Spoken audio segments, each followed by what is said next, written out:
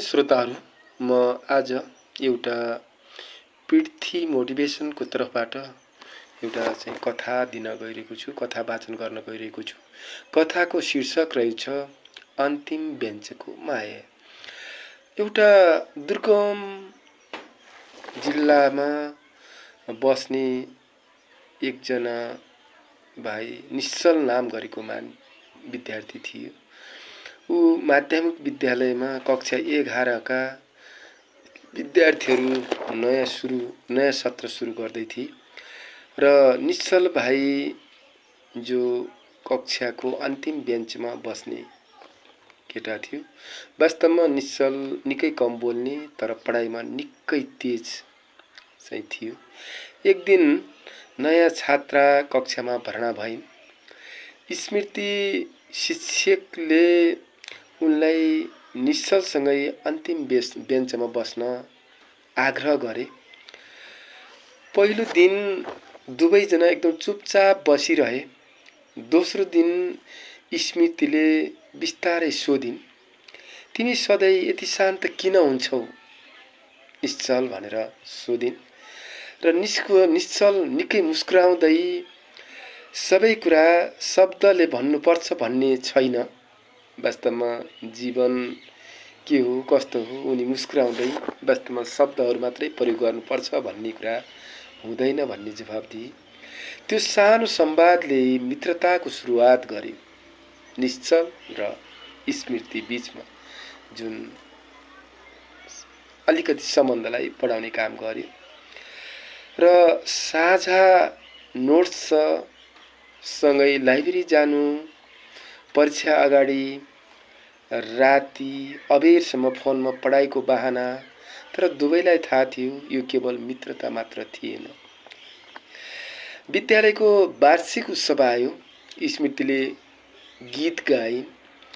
मञ्चबाट तल झर्दै निश्चल ताली बजाउँदै मुस्कुराइरहेको देखिन्थ्यो। त्यो मुस्कान उनको लागि सबैभन्दा ठुलो हौसला थियो, किनभने निश्चलले स्मृतिप्रति देखाएको जुन मुस्कान थियो, जुन ताली थियो, त्यो सबैभन्दा ठुलो हौसला नै थियो। बिस्तारै +2 सकिने दिन आयो। सबै आफ्ना आफ्ना बाटो लाग्ने तयारीमा थिए। बिदाईको दिन विद्यालयको प्राङ्गण सुनसान जस्तै लागिरहेको थियो। स्मृति आँसु थाम्दै भनिन्, अब सँगै बस्ने अन्तिम बेन्च पनि छुट्यो है। निश्चलले आफ्नो झोलाबाट एउटा सानो डायरी निकाल्यो। यसमा तिम्रो लागि केही लेखेको छु, जब मलाई सम्झ्यौ भने पढ्नु। स्मृतिले सोधिन्, तिमी केही भन्न चाहदैनौ? निश्चलले गहिरो सास फेर्यो।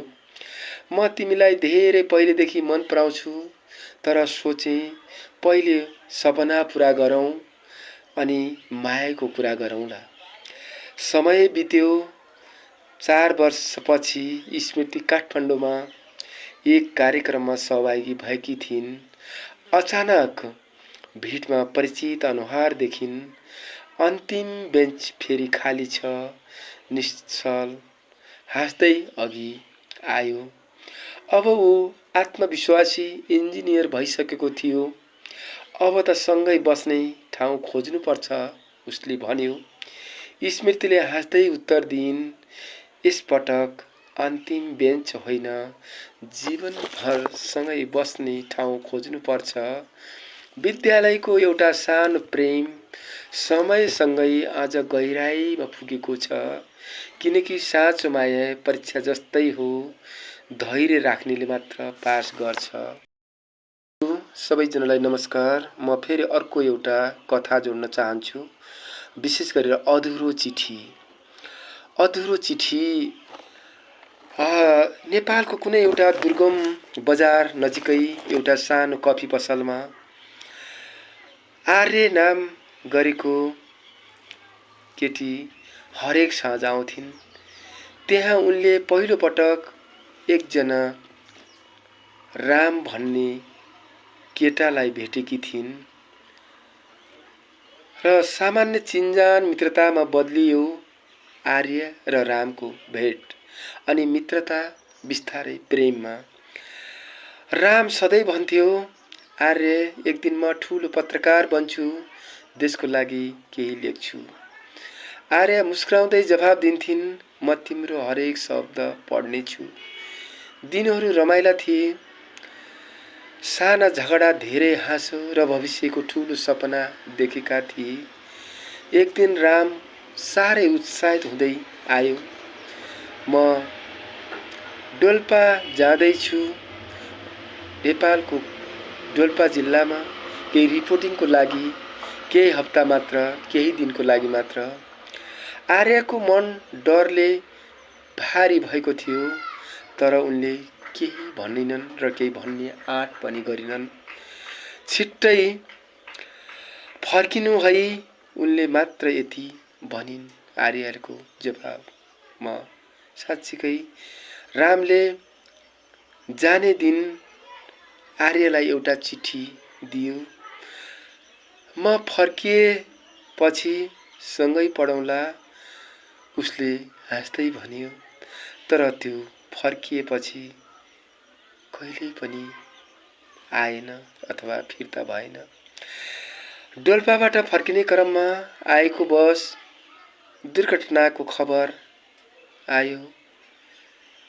आर्यका संसार त्यही क्षण रोकियो, उसको सपना त्यही रोकियो। राम फर्किएन। धेरै दिनपछि आँसु थाम्दै उनले जो जाँदा चिठी दिएको थियो रामले, त्यो चिठी खोलिन् र चिठीमा लेखिएको थियो, आर्य, यदि म कहिले फर्किन सकिनँ भने पनि तिमीले मेरो सपना जिउँदो राख्नु। तिमी मेरो सबैभन्दा सुन्दर कथा हौ, सुन्दर व्यथा हौ, सुन्दर मान्छे हौ, संसार हौ। म जहाँ भए पनि तिमीलाई माया गरिरहनेछु। कागज आँसुले भिज्यो। वर्षौं बिते, आर्य पत्रकार बनिन्। हरेक लेखकको तल सानो अक्षरमा लेखिन्थ्यो, रामका नाममा।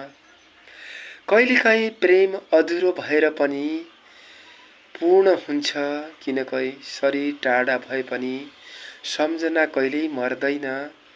जिन्दगी जहाँ भए पनि सम्झना रहिरहन्छ भन्ने कुरा व्यक्त गर्दै सम्पूर्ण साथीहरू, मेरो शुभचिन्तकहरू सम्पूर्णले मेरो कथाहरूलाई, मेरो मोटिभेसनल कथाहरू सुनेर लाइक, शेयर, कमेन्ट गरेर, सब्सक्राइब गरेर सहयोग गरिदिनुहुनेछ भन्ने पूर्ण आशा राख्दछु। हवस् त, धन्यवाद।